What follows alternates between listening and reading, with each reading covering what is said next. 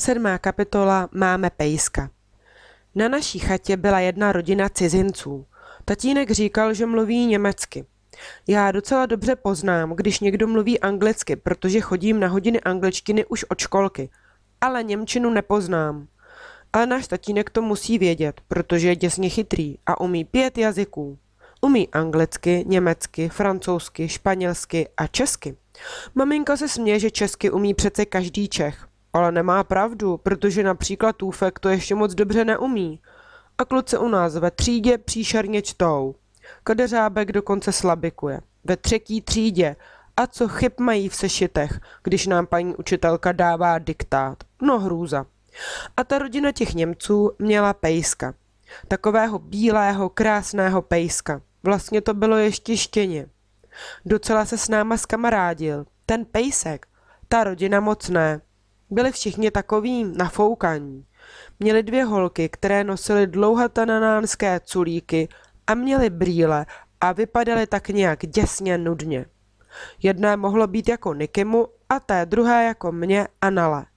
Niky s nima někdy mluvil, protože umí německy. Když jsem se ho zeptala, kde se to naučil, neodpověděl mi.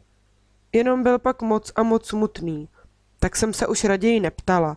Vždyť víte, že nemám ráda, když jsou mý kamarádi smutní. Ale pak odjeli. A ten pejsek tady zůstal.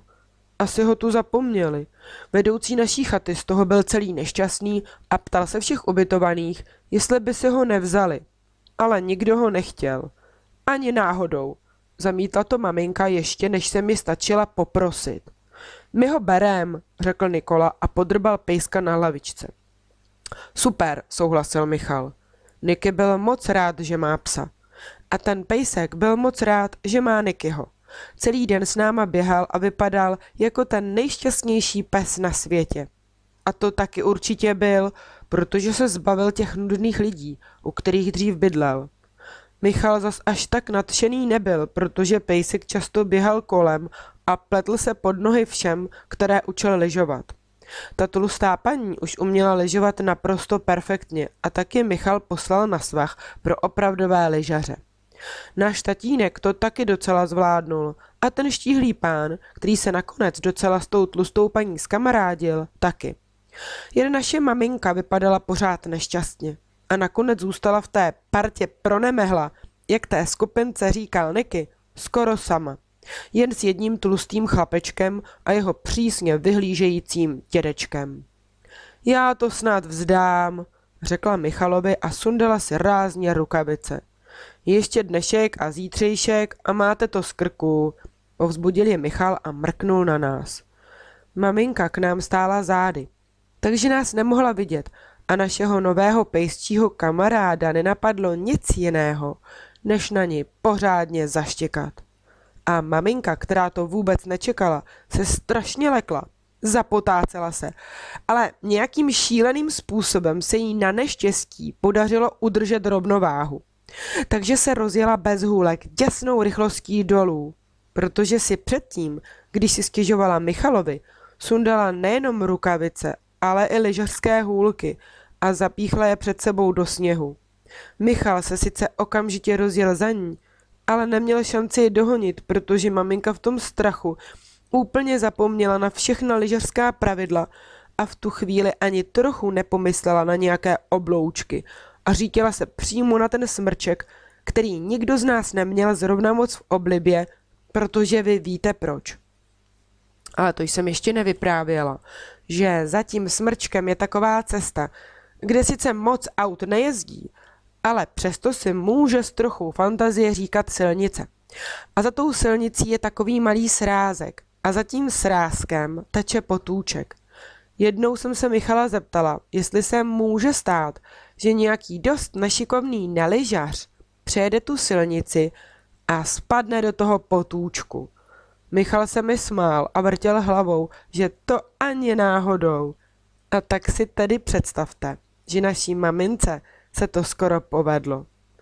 Když jsme za ní všichni doběhli, uviděli jsme Michala, jak se snaží vyprostit jednu lyži z ledového potoka, zatímco druhá lyže ležela zlomená na samém jeho okraji. Maminka seděla vedle ní na bobku a tekly jí slzy. Mami, nebreč, Já to nikomu nepovím, řekla jsem. A Niky s Nalou taky ne, že jo? Oba dva zavrtěli hlavami a náš pejsek taky zaštěkal na souhlas. Ty se moc neozývej, řekla mu maminka rozlobeně. Tak, tady je ta lyže, řekl Michal a podával mamince zachráněnou lyže z potoka. Už jste v pohodě? V pohodě? Zakřičela maminka. To teda vůbec nejsem, mládenče. Zažila jsem ten nejpříšernější šok ve svém životě. Málem spadnu do ledové vody, děti ze mě mají legraci a to ještě nemluvím o psech. A lyžovat jsem se tady taky nenaučila. A ta jedna lyže je zlomená, řekla Nala potichu. Ale maminka byla tak rozčilená, že to přeslechla a nevšimla si ani, že dělám prosebné oči na mou kamarádku. Tak prosebné a nešťastné, že se Nala slitovala a vytáhla nenápadně z bundy algabram a stiskla modré tlačítko. Algabram zrůžověl. Mami, podívej, obě lyže jsou v pořádku. Rozářila jsem se a očima Nale poděkovala. Proč by neměly být v pořádku? Ocekla maminka. Ještě to by mi scházelo. Opravdu jim nic není, podotkl Michal, když si obě lyže znovu pozorně prohlédl. Ale předtím se mi zdálo, že ta jedna je trošku nalomená. To máš nějaký halušky, brácho, řekl rychle Niky a podíval se na mě a na Nalu. A z jeho pohledu nám bylo jasné, že si něčeho všiml a že mu možná budeme muset něco vysvětlit. Tak co mi řeknete? Zeptala se pak večer, když jsme se sešli dole ve společenské místnosti. Myslím, že nechápu, o čem mluvíš, řekla Nala. Nech toho, Nalo, nejsem padlej na hlavu, řekl Niky. Ta lyže zlomená byla a můj brácha by se toho taky všimnul, kdyby neměl takovej strach o Týninu mámu. Nebyla zlomená, řekla jsem chabě, abych poskytla Nale čas na obstojnou výmluvu. Niky byl šesťák, on nechal si jen tak něco nabolíkovat. Tušila jsem, že jestli se existence algabramu prozradí, bude všemu konec. Ostatní to nikdy nepochopí.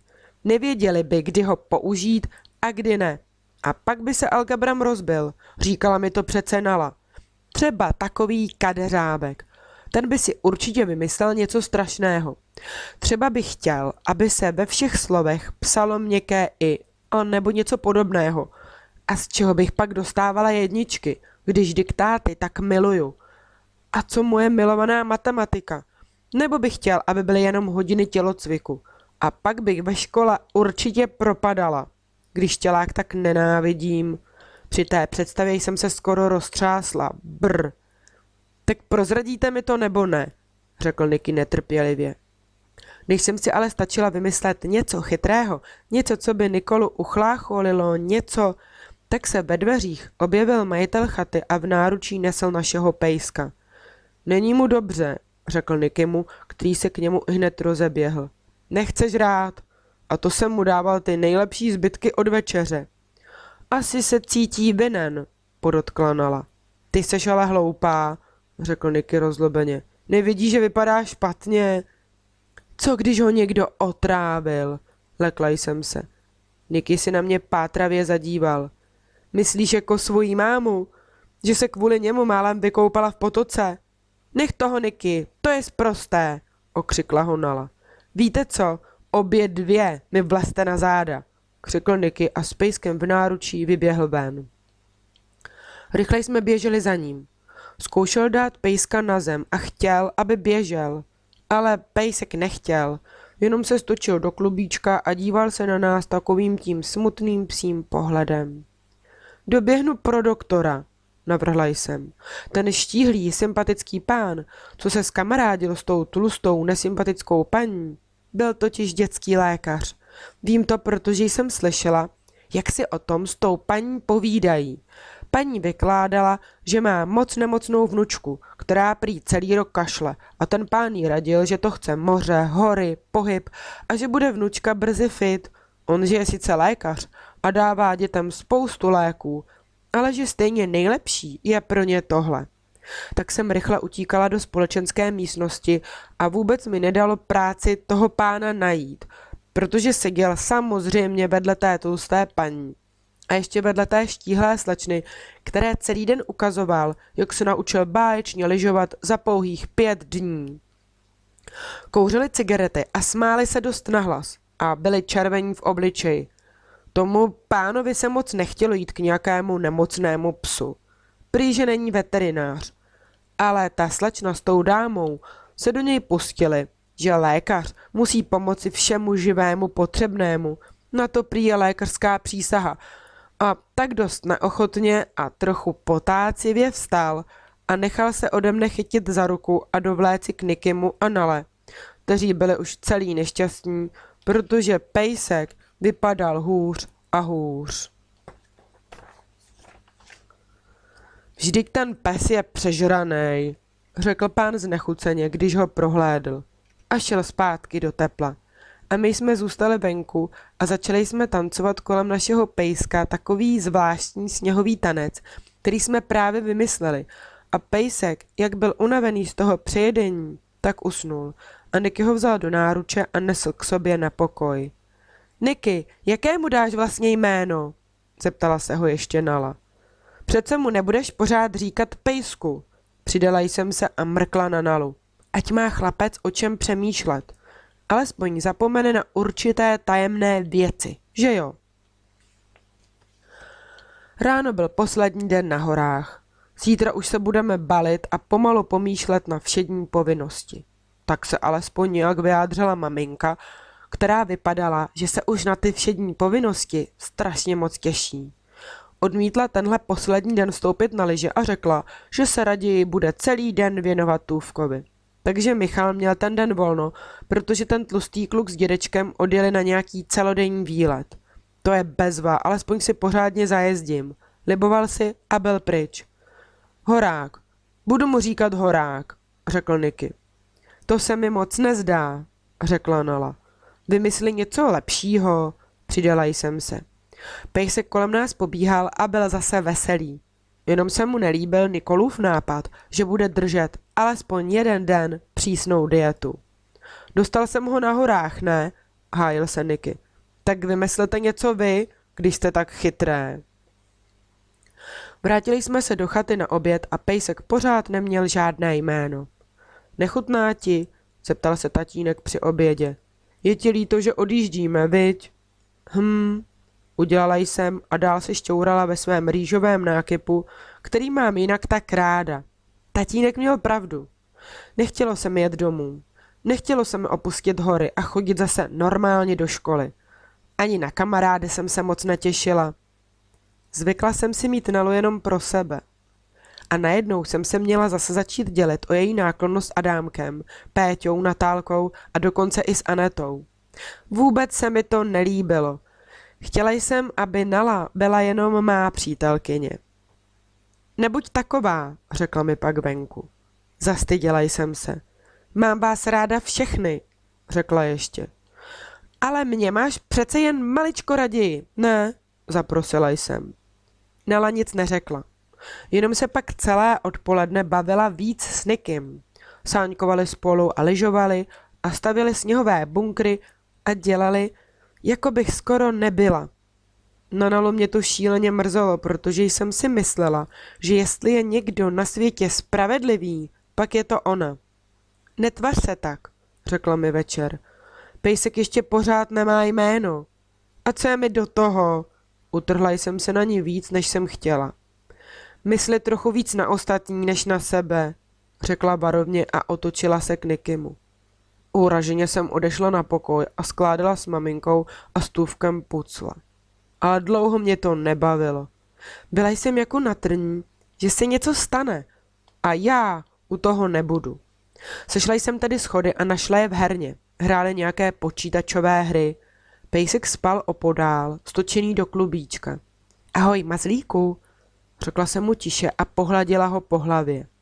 Rázem se vzbudil a začal mi olizovat nos. Nech toho, mazlíku, bránila jsem se. Můj nos není ta pravá dobrůdka. Mám pro tebe něco lepšího. A podala jsem mu kousek koláče, který jsem předtím po večeři nesnědla. Pejsek radostně začmuchal a sápal se po koláči. Div mi neukousl prst. Co mu to dáváš? Otočil se Nikola od počítačové hry. Má dietu, nevíš? Já jsem chtěla, aby Mazlík... Co jsi to říkala? Mazlík? Zasmála se Nala. To je bezva, ty seš hlavatýnko. Niky se ale nijak nadšeně netvářil. Horák se mu asi líbil víc. Mazlíku, jak se ti líbí tvé nové jméno? Jásala Nala a objala mě. Rázem jsem přestala být uražená. Ono to není vůbec prima být uražený. A být uražený na Nalu, to je přímo katastrofa. Budeš si s náma a s Mazlíkem hrát i doma? Zeptala jsem se pak Nikyho. Pokrčil rameny. To se uvidí. Ještě pořád jste mi nevyjasnili jednu věc. A jakou věc myslíš, Mikulášku? Zeptala se sladce Nala. Však vy moc dobře víte, řekl Niky. A já se to dozvím, to si pište, řekl pak ještě.